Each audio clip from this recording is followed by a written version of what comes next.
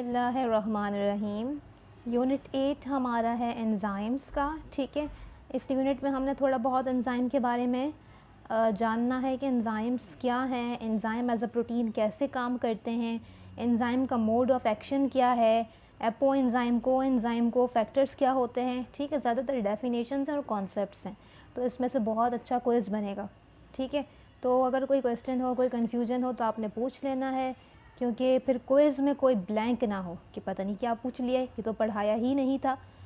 इसके अलावा activators, inhibitors देखने हैं, एंजाइम की क्लासिफिकेशन देखनी है, इनहिबिशन देखनी है, उसकी टाइप्स देखनी है, सिग्निफिकेंस, क्लिनिकल सिग्निफिकेंस क्या है एंजाइम्स की, और फैक्टर्स जो एंजाइम एक्टिविटी को इफ़ेक्ट करते हैं। ठीक है, अब enzyme are substance produced by a living organism which acts as a catalyst to bring about a specific biochemical reaction.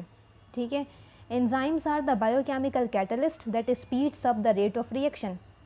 जैसे कि मैंने आपको जब ग्लाइकोलाइसिस बताई थी उसमें भी मैंने आपको एक दो एंजाइम के नाम बताए थे। ठीक है, कुछ और मैंने जब ग्लाइकोजेनोलिसिस और ग्लाइकोजेनेसिस बताया था उस वक्त भी मैंने आपको एंजाइम के नाम बताए थे कि ग्लाइकोजन फॉस्फोराइलेज ग्लाइकोजन को तोड़ता है, ग्लाइकोजन सिंथेस ग्लाइकोजन को बनाता है। ठीक है, क्या इनके बगैर ये काम पॉसिबल है? क्वेश्चन ये है।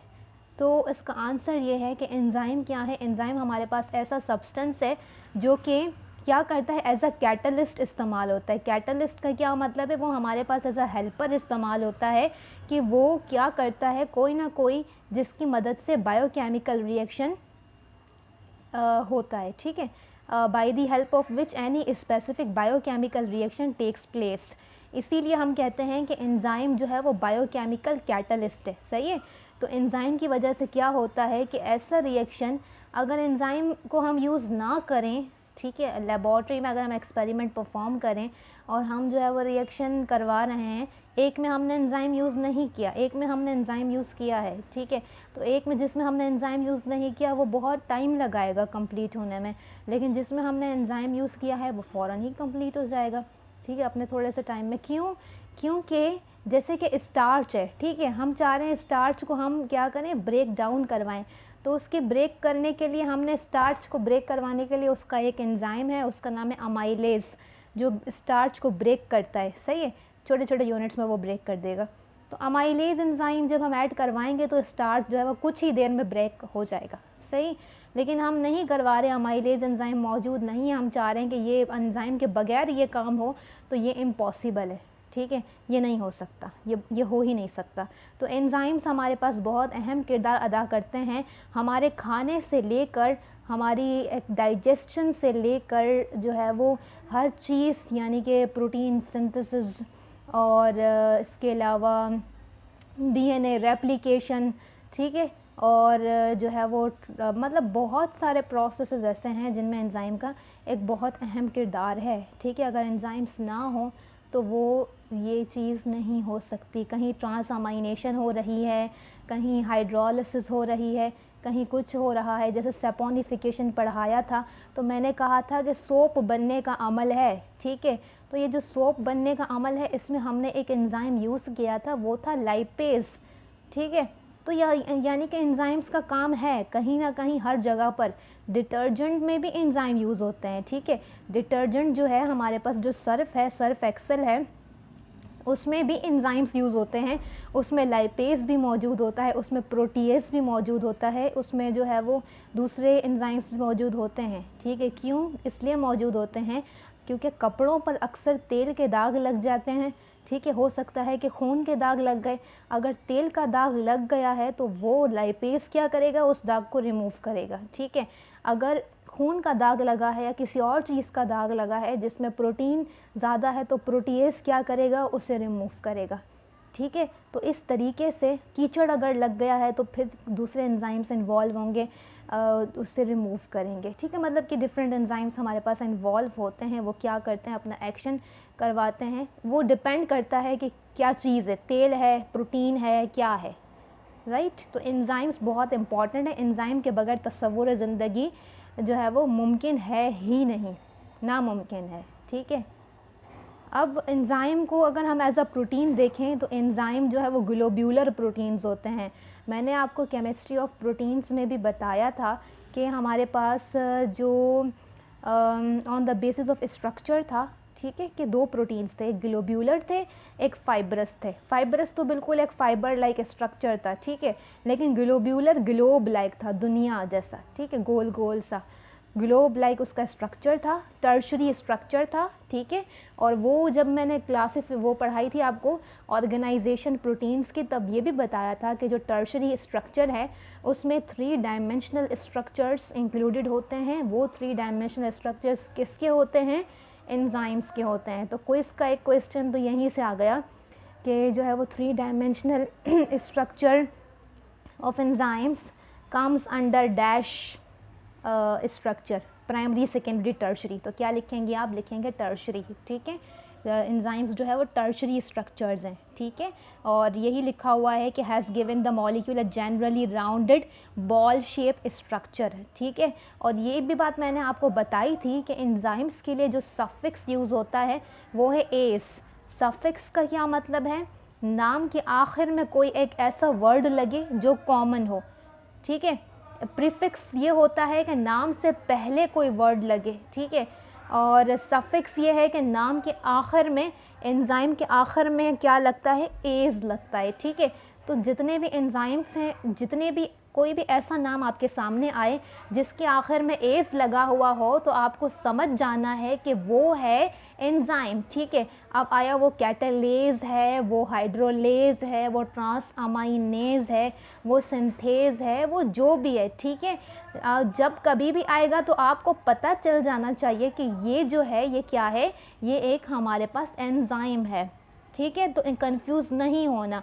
मैं पूछ सकती हूँ किसी भी बीच में से किसी भी एंजाइम का नाम उठाकर कि जैसे कैटालेज है तो कैटालेज इज एन डैश, ठीक है। तो ऑप्शंस होंगे इसके कि एंजाइम, कार्बोहाइड्रेट, ग्लूकोज। जैसे कि एटीपी को आप लोगों ने ग्लूकोज बना दिया था, एटीपी इज़ नॉट ग्लूकोज, ठीक है। एटीपी मैंने बताया कि वो एक न्यूक्लियोटाइड है, राइट। तो आपको ये पता होना चाहिए कि अगर कोई एंजाइम जिसके एंड में एज लगा हुआ है, कोई मॉलिक्यूल जिसके एंड में एज लगा हुआ है, तो वो क्या होगा? वो एंजाइम होगा, ठीक है। अब ये देखें, जैसे कि ये इसका स्ट्रक्चर है, बिल्कुल ग्लोब्स बने हुए हैं, ठीक है, ग्लोब्यूलर लाइक स्ट्रक्चर। ये कैटालेज एंजाइम का स्ट्रक्चर है, ठीक है। हर एंजाइम का अपना एक स्ट्रक्चर होता है।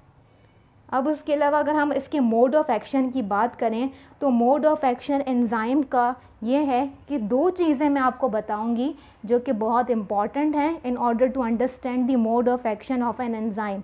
एक हमारे पास है सबस्ट्रेट्स, ये मैंने बोल्ड नहीं किया ज़रा, लेकिन ये बोल्ड करना था, ठीक है। एक है सबस्ट्रेट्स, दूसरी है एक्टिव साइट्स, ठीक है। सबस्ट्रेट्स जो हैं वो क्या हैं? वो ऐसे मॉलिक्यूल हैं जो एक्टिव साइट के साथ जाकर लगते हैं और रिएक्शन परफॉर्म होता है। ये दिखाऊंगी आगे तो समझ आ जाएगा, ठीक है। और एक्टिव साइट क्या है? एक्टिव साइट ये एंजाइम के अंदर होती है, एक्टिव साइट, ठीक है, जो कि डीपली बरी होती है एंजाइम के अंदर, जहाँ पर जाकर सबस्ट्रेट बाइंड होता है, ठीक है। जैसे कि हमारे पास हमारा एक घर है, घर तो हमारा बहुत बड़ा है। अब घर में हमारे कमरे हैं, ठीक है। एक कमरा मेहमानों का है, एक कमरा हमारा है, एक कमरा जो है वो पेरेंट्स का है, एक किसी और का है, ठीक है। तो ये कमरे क्या हैं? ये हमारी एक्टिव साइट्स हैं, ठीक है, जहाँ पर हम जाकर जो है वो मतलब घर तो हमारा बड़ा सा है, ठीक है, लेकिन घर के अंदर एक कमरा है, उस कमरे में जाकर हम अपने दूसरे काम करते हैं, ठीक है। तो जो है वो इसी तरीके से एंजाइम तो एक बड़ा सा स्ट्रक्चर है, ठीक है। अब एंजाइम के अंदर एक है एक्टिव साइट छोटी सी। वो एक्टिव साइट क्या करती हैं? वो एक्टिव साइट जो है वो आने वाले सबस्ट्रेट को अपने साथ बाइंड करवाती हैं और वो उसी सबस्ट्रेट को बाइंड करवाएगी जो बिल्कुल उसके जैसा होगा, ठीक है। जैसे कि यहाँ आप लोग देखें, ये एंजाइम है, ये एंजाइम है, ऑरेंज सा एंजाइम नज़र आ रहा है, और ये जो टूटी हुई है ये एक्टिव साइट है, ठीक है। अब ये जो है ना, ये बिल्कुल इसकी कॉम्प्लीमेंट्री, ये हमारे पास those molecules will fit into the active site. जैसे कि ताला और चाबी, ठीक है, ताला हमारे पास एंजाइम है, ताले की जो चाबी का जो बना होता है ना, चाबी का स्ट्रक्चर के जहाँ हमने चाबी को डालना है, ठीक है, तो वो जो चाबी की शेप का बना होता है ताले के अंदर, वो हमारी एक्टिव साइट हो गई, ठीक है। और चाबी जो है वो सबस्ट्रेट हो गई, बिल्कुल इसी तरीके से। तो चाबी जो है वो अपने, हर चाबी का अपना एक ताला होता है, ठीक है। आप ऐसा नहीं कर सकते कि दराज वाली चाबी को आप जो है वो किसी और चाबी किसी और दराज में लगा रहे हैं तो वो उसमें फ़िक्स नहीं होगी, ठीक है। दराज वाली को आप साइड बोर्ड पे लगा रहे हैं, साइड बोर्ड वाली को आप लॉकर में लगा रहे हैं, तो वो फ़िक्स ही नहीं होगी। क्यों?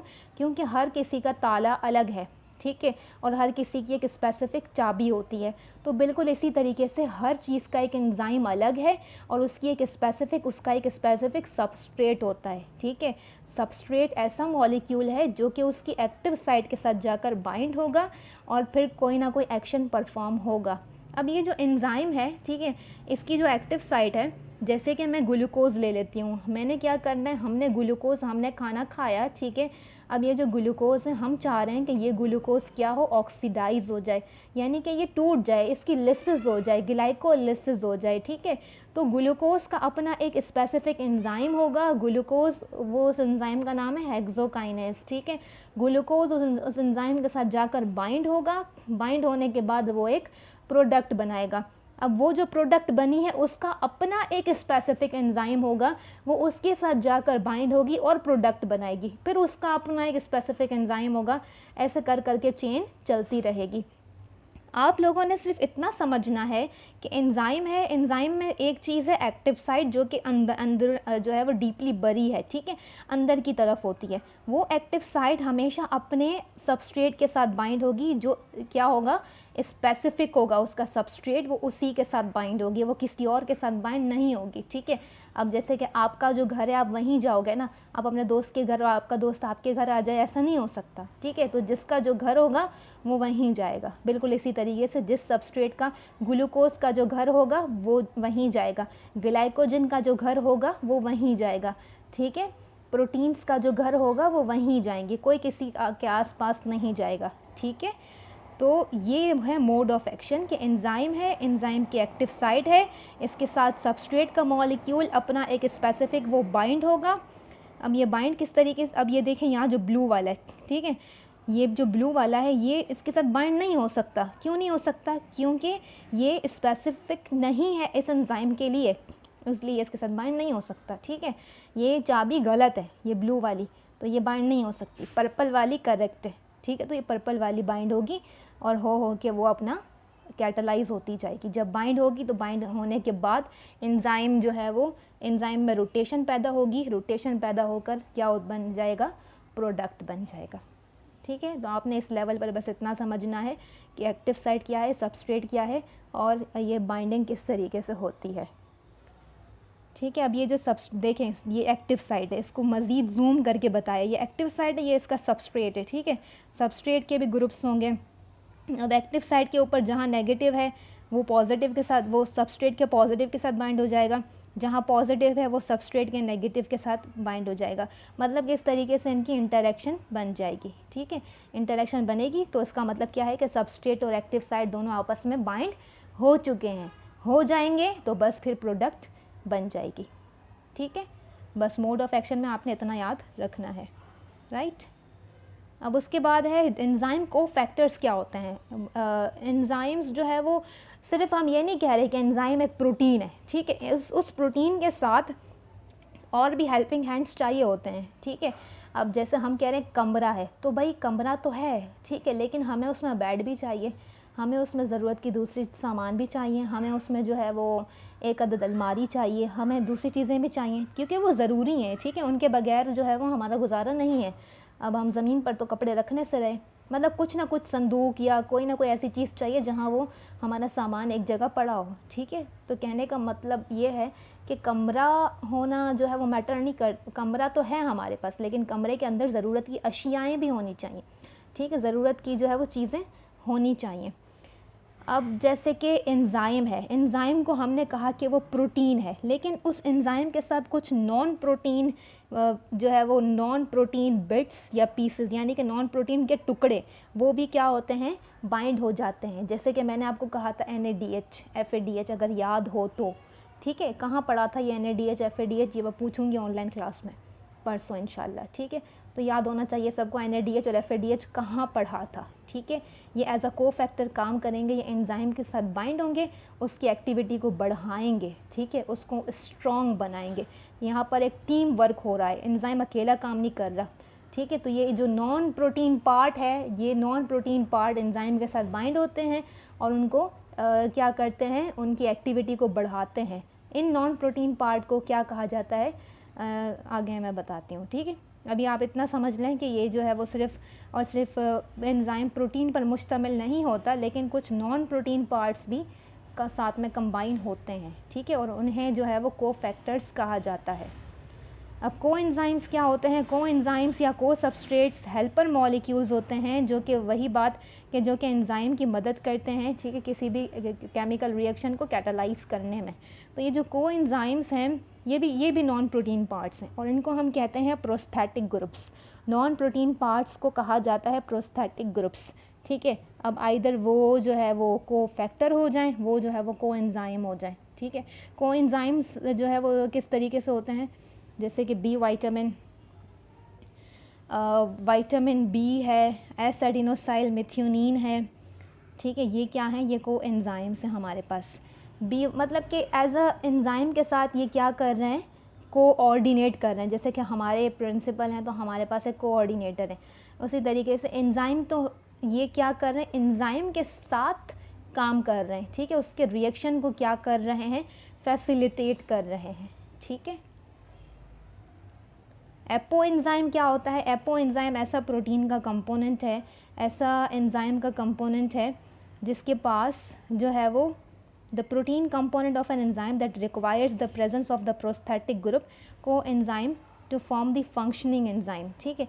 एपो एंजाइम सिर्फ प्रोटीन पार्ट है, अगर सिर्फ प्रोटीन पार्ट होगा एंजाइम का उसे हम कहेंगे एपो एंजाइम। ऐसा एंजाइम जिसे कोई ना कोई नॉन प्रोटीन पार्ट चाहिए, ठीक है, जो उसके साथ बाइंड हो और उसको फंक्शनल बना दे। अगर सिर्फ और सिर्फ कमरा होगा हमारे पास तो वो फंक्शनल नहीं होगा जब तक उसके अंदर सामान नहीं आ जाता, ठीक है। तो अगर सिर्फ और सिर्फ एंजाइम है तो वो फंक्शनल नहीं है, वो एक्टिव नहीं है, तो वो उस एंजाइम को non active form of enzyme is called as an apoenzyme. ये पूछूंगी मैं क्विज में, ठीक है। Non active form, sorry inactive form of enzyme is called as an apoenzyme, okay. तो एपो एंजाइम को एक्टिव करने के लिए कुछ ना कोई प्रोस्थेटिक ग्रुप्स, कुछ ना कुछ ग्रुप्स चाहिए होते हैं जो उसको एक्टिव करें, ठीक है। अब जो होलो एंजाइम है, होलो एंजाइम एक बायोकेमिकली एक्टिव एंजाइम है, ठीक है, फंक्शनली एक्टिव एंजाइम है। एक ऐसा एंजाइम जिसमें सारे लवाजमात मौजूद हैं, जिसमें को एंजाइम भी है, जिसमें जो है वो हमारे पास को फैक्टर्स भी हैं, और जिसमें एक ऐसा एंजाइम जिसमें को फैक्टर्स भी हैं, को एंजाइम्स भी हैं, उसको हम कहेंगे होलो एंजाइम, ठीक है। वो बिल्कुल फंक्शनल होगा और वो बिल्कुल रेडी होगा कि अभी सबस्ट्रेट है और वो अभी अपना रिएक्शन परफॉर्म करे। अब ये जैसे कि कंपोनेंट्स हैं कोएंजाइम के, ठीक है, ये हमारे पास ये एपो एंजाइम है, ये अभी इनएक्टिवेट है। अब इस एपो एंजाइम के साथ ये हमारे पास जो है वो कोएंजाइम है, ठीक है। ये कोएंजाइम क्या करेगा, ये इसके साथ बाइंड होगा। इस कोएंजाइम को हम कोफैक्टर भी कह रहे हैं, ठीक है। इन टर्न दोनों एक ही चीज़ है। कोएंजाइम को हम कोफैक्टर का नाम भी दे रहे हैं, जो क्या है, एक नॉन प्रोटीन पार्ट है, ठीक है। ये नॉन प्रोटीन पार्ट जो है वो जब आकर बाइंड होगा एपो एंजाइम के साथ तो इसको क्या कर देगा, इसको होलो एंजाइम में कन्वर्ट कर देगा। Now it becomes an active enzyme, ठीक है। अब इसके पास साइट है, यहाँ पर आकर सबस्ट्रेट बाइंड हो जाएगा और अपनी एक्टिविटी परफॉर्म करेगा, ठीक है। ये एपो एंजाइम है क्योंकि ये सिर्फ प्रोटीन है, इसके पास कोई नॉन प्रोटीन पार्ट नहीं है, इसलिए नॉन फंक्शनल है, ठीक है। जब इसके पास नॉन प्रोटीन पार्ट को एंजाइम या को फैक्टर आकर बाइंड हो जाएंगे तो ये क्या हो जाएगा, ये फंक्शनल हो जाएगा। को एंजाइम और को फैक्टर में आपने कंफ्यूज नहीं होना, ये दोनों ही नॉन प्रोटीन पोर्शंस हैं, ठीक है, एक ही बात है, इन टर्न एक ही चीज़ है, ठीक है। तो यहाँ तक जो है वो लेक्चर 1 है। आगे हमने पढ़नी है इसकी क्लासिफिकेशन, वो हम इंशाल्लाह नेक्स्ट लेक्चर में कंटिन्यू करेंगे।